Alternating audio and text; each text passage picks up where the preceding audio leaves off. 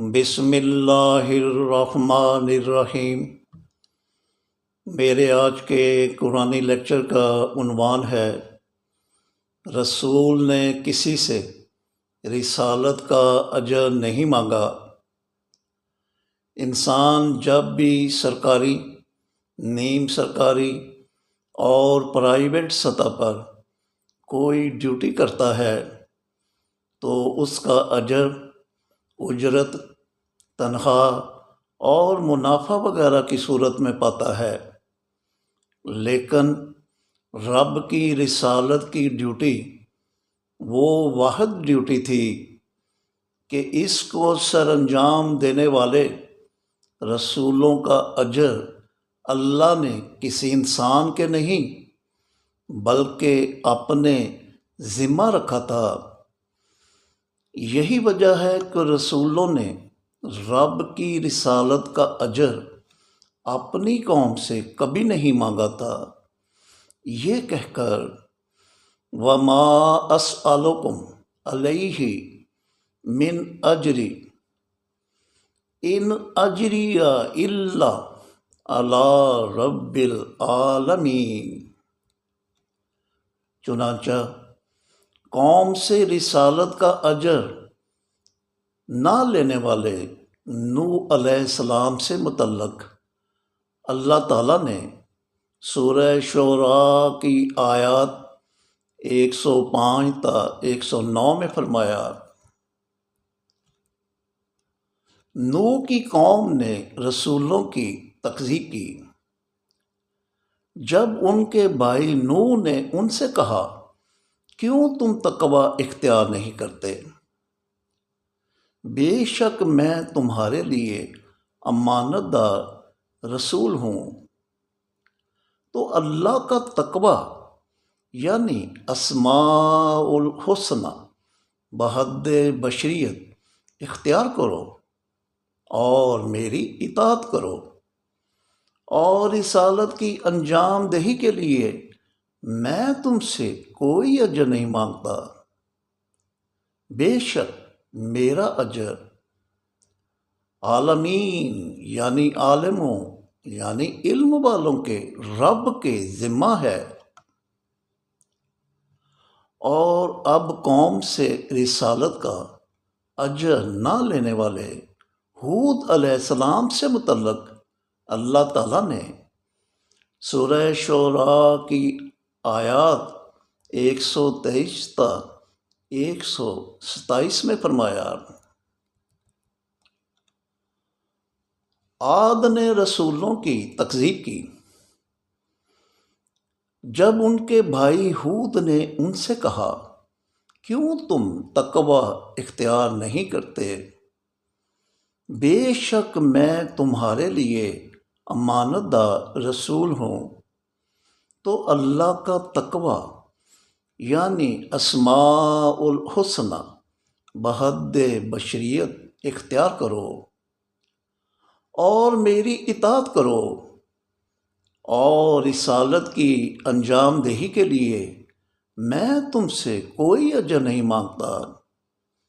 بے شک میرا اجر عالمین یعنی عالموں یعنی علم والوں کے رب کے ذمہ ہے۔ اور اب قوم سے رسالت کا اجر نہ لینے والے صالح علیہ السلام سے متعلق اللہ تعالیٰ نے سورہ شعراء کی آیات 141 تا 145 میں فرمایا، سمود نے رسولوں کی تکذیب کی جب ان کے بھائی صالح نے ان سے کہا کیوں تم تقوی اختیار نہیں کرتے؟ بے شک میں تمہارے لیے امانت دار رسول ہوں۔ تو اللہ کا تقوی یعنی اسماء الحسنی بحد بشریت اختیار کرو اور میری اطاعت کرو، اور رسالت کی انجام دہی کے لیے میں تم سے کوئی اجر نہیں مانگتا۔ بے شک میرا اجر عالمین یعنی عالموں یعنی علم والوں کے رب کے ذمہ ہے۔ اور اب قوم سے رسالت کا اجر نہ لینے والے لوط علیہ السلام سے متعلق اللہ تعالیٰ نے سورہ شعراء کی آیات 160 تا 164 میں فرمایا، لوط کی قوم نے رسولوں کی تکذیب کی جب ان کے بھائی لوط نے ان سے کہا، کیوں تم تقوی اختیار نہیں کرتے؟ بے شک میں تمہارے لیے امانت دار رسول ہوں۔ تو اللہ کا تقوی یعنی اسماء الحسنی بحد بشریت اختیار کرو اور میری اطاعت کرو، اور رسالت کی انجام دہی کے لیے میں تم سے کوئی اجر نہیں مانگتا۔ بے شک میرا اجر عالمین یعنی عالموں یعنی علم والوں کے رب کے ذمہ ہے۔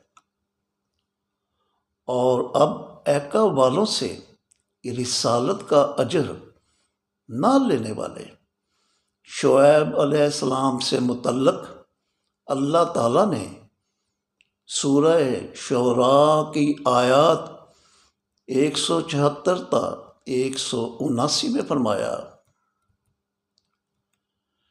ایکا والوں نے رسولوں کی تکذیب کی جب شعیب نے ان سے کہا، کیوں تم تقوی اختیار نہیں کرتے؟ بے شک میں تمہارے لیے امانت دار رسول ہوں۔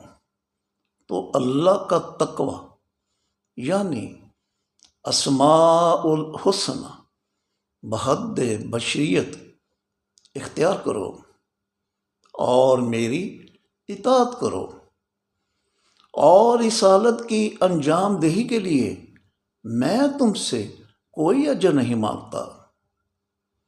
بے شک میرا اجر عالمین یعنی عالموں یعنی علم والوں کے رب کے ذمہ ہے۔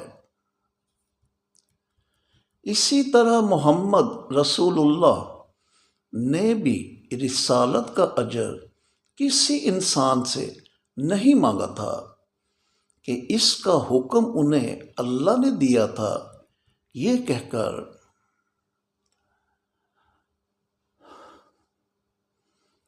قُلْ لَا أَسْأَلُكُمْ عَلَيْهِ أَجْرًا، سورہ شورى آیت 23۔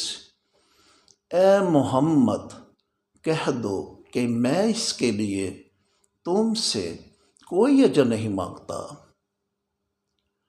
رسول کسی سے رسالت کا اجر نہیں مانگتا تھا مگر یہ کہ وہ اپنے رب کی طرف جانے والا راستہ یعنی صراط مستقیم اختیار کر لے۔ چنانچہ محمد صلی اللہ علیہ وسلم کو مخاطب کر کے اللہ تعالیٰ نے فرمایا،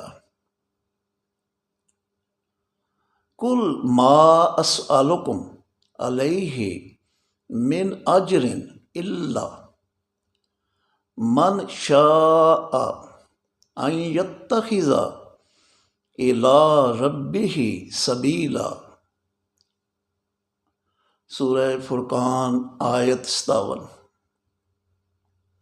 اے محمد کہہ دو کہ میں تم سے اس کا کچھ اجر نہیں مانگتا ماں سوا اس کے کہ جو چاہے اپنے رب کی طرف جانے والا راستہ یعنی صراط مستقیم اختیار کر لے، کہ وہ صراط مستقیم پر موجود ہے۔ ان ربی علی صراط مستقیم۔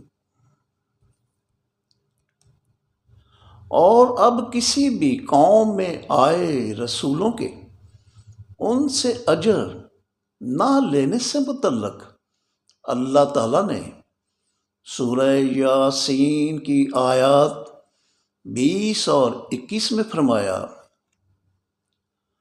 مدینہ سے ایک مرد تیزی سے بھاگتا ہوا آیا اور بولا، اے میری قوم، اتباع کرو رسولوں کا، اتباع کرو ان کا جو تم سے کوئی اجر نہیں مانگتے اور وہ ہدایت یافتہ ہے۔ ان آیات میں کتنی بڑی حقیقت بیان ہوئی ہے، اور وہ یہ کہ رسول جو اپنی قوم سے فریضہ رسالت کا اجر نہیں مانگتے تھے، تو اس وجہ سے کہ وہ ہدایت یافتہ تھے، یعنی وہ ہدایت میں موجود صلاۃ کو بامعنی پیشہ ورانہ ڈیوٹی سمجھ کر کمائی کرتے تھے، کہ جس سے ایک تو یہ کہ اپنی اور اپنے اہل خانہ کی ضروریات زندگی پوری کرتے تھے، اور دوسرا یہ کہ کمائی سے انفاق فی سبیل اللہ، یعنی انفاق بالزکوٰۃ، انفاق بقرض اللہ، انفاق بالصدقات، انفاق بالعفو اور انفاق بالمیراث کرتے تھے،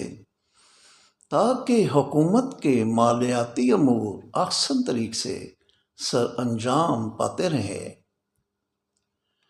یہاں پر یہ سوال پیدا ہوتا ہے کہ محمد رسول اللہ سمیت جب کسی رسول نے ابلاغ کتاب اللہ کا اجر کسی انسان سے نہیں مانگا، تو پھر یہ ملا، پیر، مفتی، ذاکر اور امام وغیرہ کس کھاتے میں پچھلی 12 صدیوں سے مسلمانوں سے تنہا اجرت، چندہ، ہدیہ، چڑھاوا، تحفہ اور سرکاری عہدہ وغیرہ کی صورت میں اجر وصول کرتے چلے آ رہے ہیں، وہ اس وجہ سے کہ یہ رسولوں کی طرح ہدایت یافتہ نہیں بلکہ ضلالت یافتہ یعنی پرستش یافتہ ہیں۔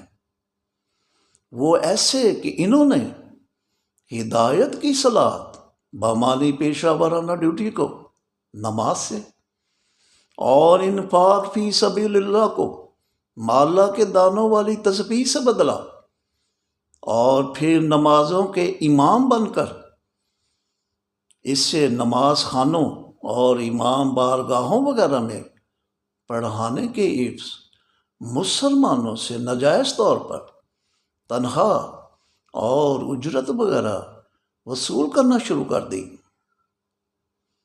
قرآن میں چونکہ نماز نہیں، اس لیے اس میں نماز پڑھنے کا طریقہ بھی موجود نہیں، اور یہ جو ہم سمجھتے ہیں کہ نماز پڑھنے کا طریقہ احادیث کی 6 کتابوں میں دیا ہوگا، درست نہیں۔ تو پھر یہ نماز اور اس کے پڑھنے کے مختلف طریقے کہاں سے آ گئے؟ بقول آج کے مفتی طارق مسعود کے احادیث 2 طرح کی ہوتی ہیں، ایک قولی اور دوسری فعلی۔ نماز عملی تواتر سے بنی فعلی احادیث سے آئی ہے، اور یہ قولی احادیث سے زیادہ طاقتور ہیں، یعنی مسلمانوں کے متواتر نماز پڑھتے چلے آنے سے سمجھا جائے گا کہ محمد صلی اللہ علیہ وسلم نے بھی نماز پڑھی ہوگی، یعنی یقینی بات نہیں کہ پڑھی تھی، پڑھی ہوگی۔ ریفرنس 1 اکتوبر 2024، یوٹیوب چینل نور الہادی۔